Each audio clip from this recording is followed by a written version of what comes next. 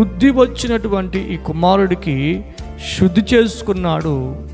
శుద్ధి చేసుకోవడాన్ని బట్టి ఆ కుమారుడికి తండ్రి చేసిన పని ఏంటంటే వృద్ధి ఇచ్చాడు. పోగొట్టుకున్న స్థితి మళ్ళా ఆయనకు వచ్చింది. ఏ స్థితి అయితే పోగొట్టుకున్నాడో, మేడగదిలో ఉండే భాగ్యాన్ని పోగొట్టుకున్నాడు, ప్రశస్తమైన వస్త్రాలు కట్టుకునే భాగ్యాన్ని పోగొట్టుకున్నాడు, తండ్రితో కూర్చొని భోజనం చేసే భాగ్యాన్ని పోగొట్టుకున్నాడు, బంగారాన్ని పోగొట్టుకున్నాడు, చెప్పులను పోగొట్టుకున్నాడు. తన జీవితంలో తండ్రి దగ్గర నుంచి ఎన్నో పోగొట్టుకున్నాడు.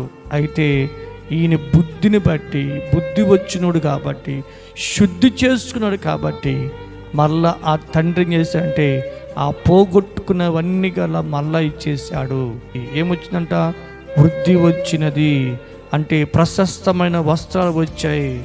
తర్వాత చేతికి ఉంగరం